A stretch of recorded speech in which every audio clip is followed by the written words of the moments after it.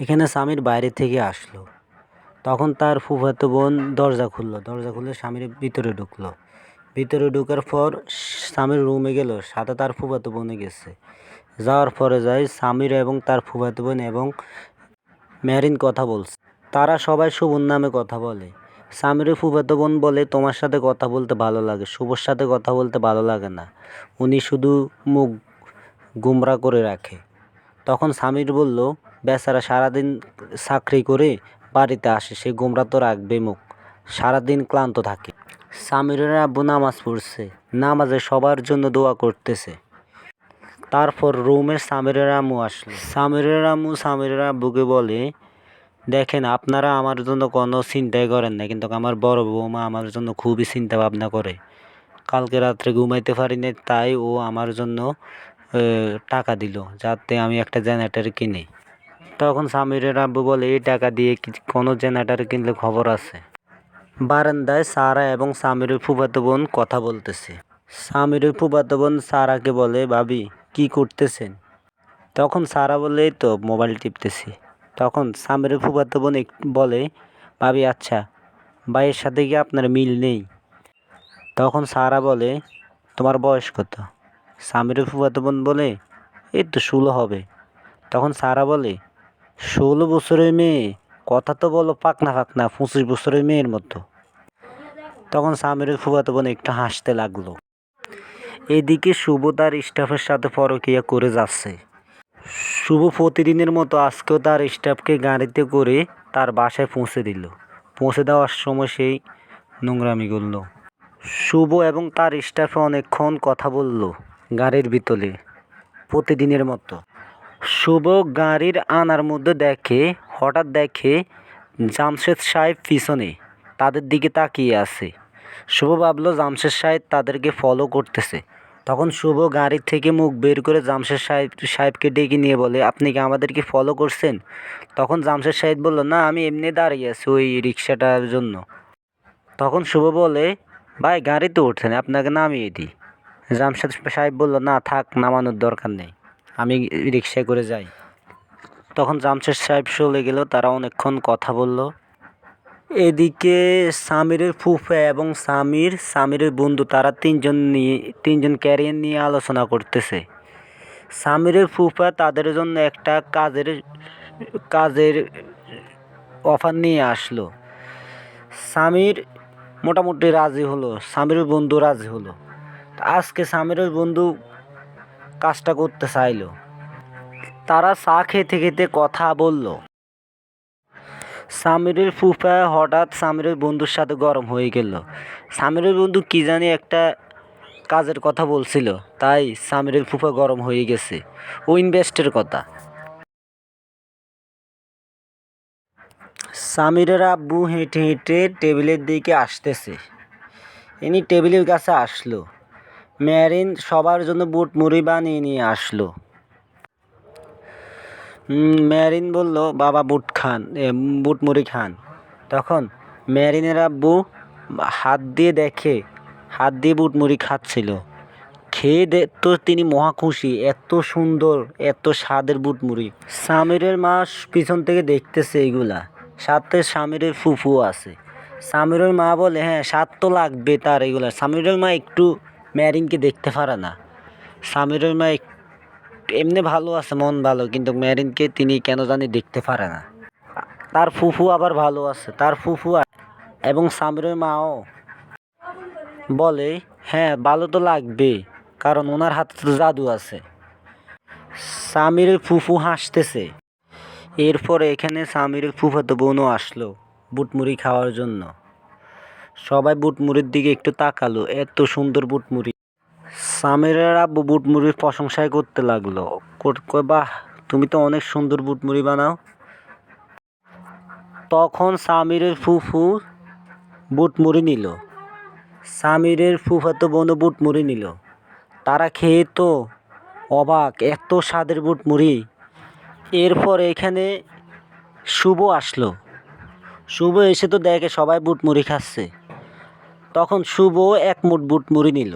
সেও খেয়ে দেখে অনেক স্বাদ। শুভ বুটমুড়ি হাত নিয়ে খেতে লাগলো এবং খেতে খেতে বলে, সে মেরিনকে বলে কনগ্রাচুলেশন। সবাই বলে কেন? সেই নাকি চাকরি, তখন শুভ বলে সেই নাকি চাকরি পেয়েছে তাই। তখন শুভর আম্মা মানে মেরিনের শাশুড়ি বলে যে চাকরিটা পাইছে মাত্র 5,000 টাকা স্যালারি, এই চাকরি দিয়ে তো কিছুই করতে পারবে না। তখন শুভ তো অবাক হয়ে গেছে, মাত্র 5,000। এরপরে শুভর ফুফু বলে আফা কই 5,000 টাকা, 30,000 টাকা দাম স্যালারি। তখন শুভর আম্মা বলে হ্যাঁ 30,000 টাকা, ধানমন্ডিতে চাকরি, এখান থেকে যাওয়া আসা খরচ তার 25,000 টাকা তো এমনি চলে যাবে, তো 5,000 টাকা না থাকবে। এর চেয়ে আমাদের এখানে কোনো দাসী বাঁধি না, সে আমাদের বাড়িতে থেকে রান্নাবান্না করে এটাই ভালো। তখন শুভর আব্বু বলে তুমি এভাবে বলছো কেন, একটু ভালোভাবে বলো না কথা। শুভর আব্বু হাসতেছে, অনেক হাসি। শুভ মেরিনের প্রশংসা করে, বলে মেরিনের চাকরি কিন্তু হয়ে যাবে, এটা আমি আশা করি, কারণ তার চাকরি হওয়ার কারণ হচ্ছে সে অনেক ট্যালেন্ট। মেরিন কিন্তু চুপচাপ, যখন শুভ তার জন্য প্রশংসা করে মেরিন কিন্তু চুপচাপ কোনো কিছু বলে না।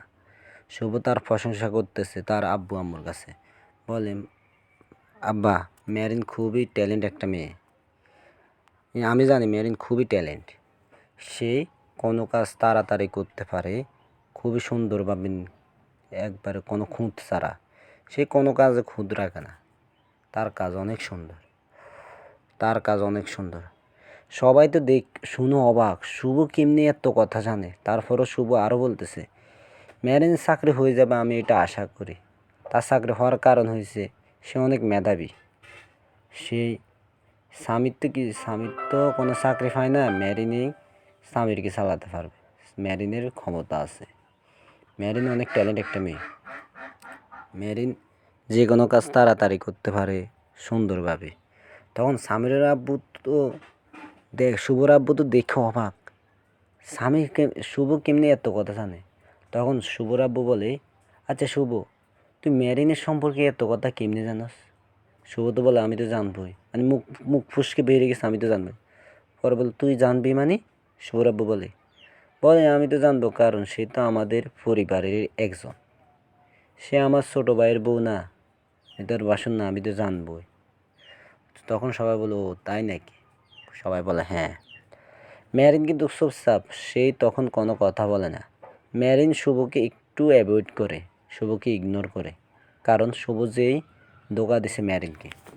তখন শুভর আম্মু বলে যতই বলো এই পরিবারের মেয়ে, এই বংশের মেয়ে কখনো চাকরি করে না, পূর্বেও এই বংশের মেয়ে কোনো দিনও চাকরি করে না, এখন বর্তমানেও করবে না, অতীতেও করবে না, ভবিষ্যতেও করবে না, এটাই লাউড অ্যান্ড ক্লিয়ার।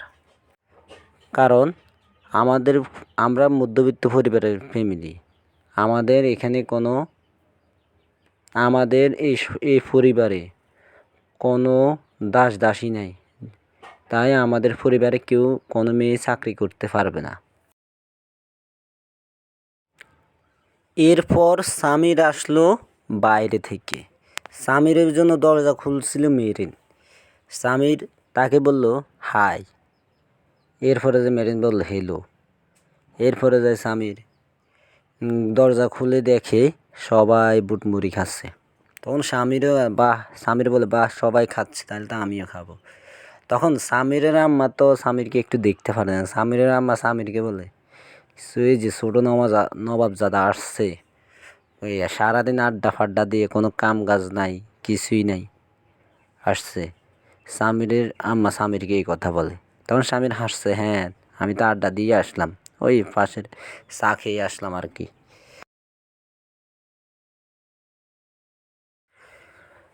তখন সামিরও এক মুঠ বুটমুড়ে হাতে নিয়ে খেয়ে দেখে বাহ ভারী মজা। সামির খেতে লাগলো,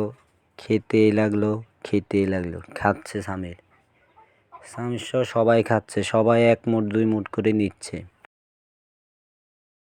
সবাই খাওয়া শেষে প্রথমে তার আম্মু চলে গেল, এরপরে যে মেরিন চলে গেল, এরপরে সামিরও চলে গেল, এরপরে সামিরের ফুফু চলে গেল, সামিরের ফুফাতো বোন চলে গেল।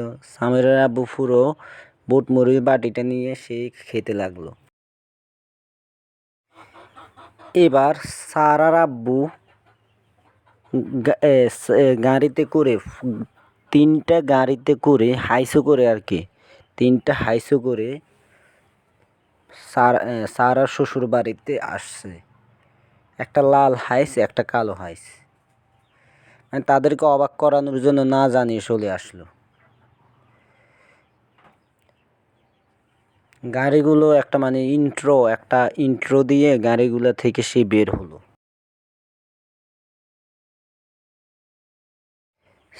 সারার আব্বু তাদের জন্য হরেক রকমের মালামাল, ফল, বিস্কুট, চানাচুর, আপেল, মালটা, কমলা, আঙ্গুর ভাজা, দই, রসমালাই, মিষ্টি সকল কিছু নিয়ে আসলো। সারার আব্বুর পিছনে 2জন মাথায় করে, এত ভারী এগুলা 2জনে মাথায় করে নিয়ে আসলো সারার আব্বুর পিছনে। সারার আব্বু একজন মানুষ। তারপর শুভর আম্মা দরজা খুলে দেখলে এই কারবার।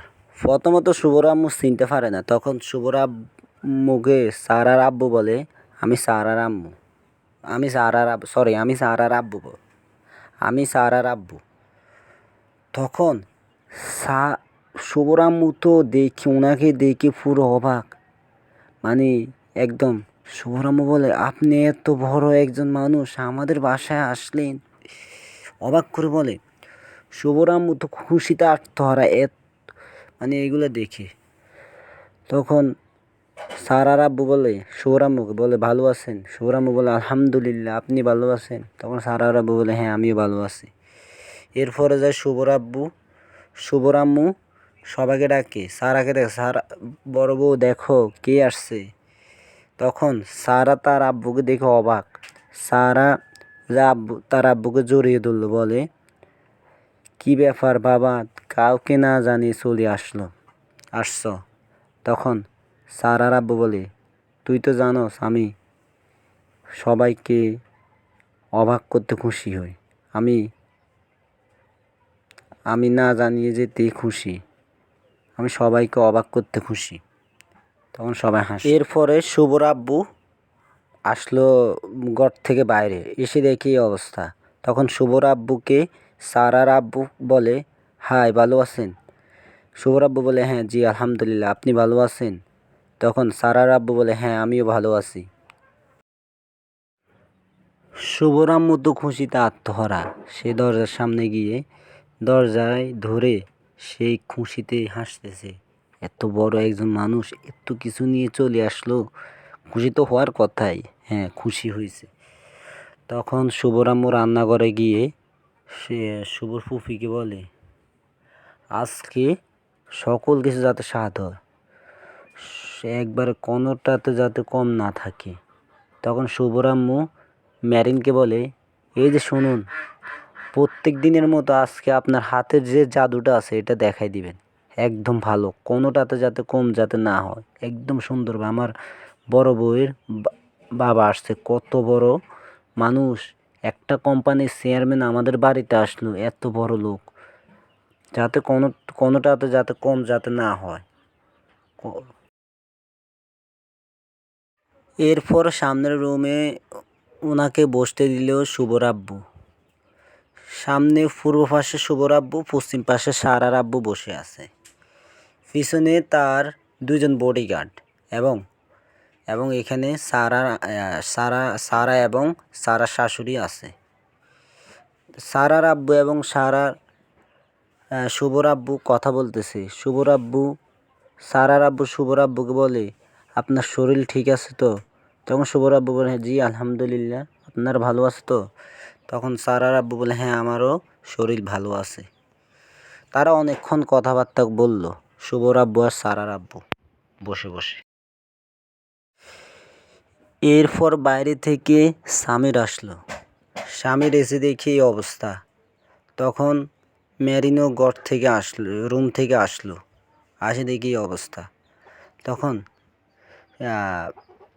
সামিরের আম্মু সামিরকে বলে, উনি তোর তালুই, শুভর শ্বশুর। তখন সামির তাকে সালাম দিল, আসসালামু আলাইকুম।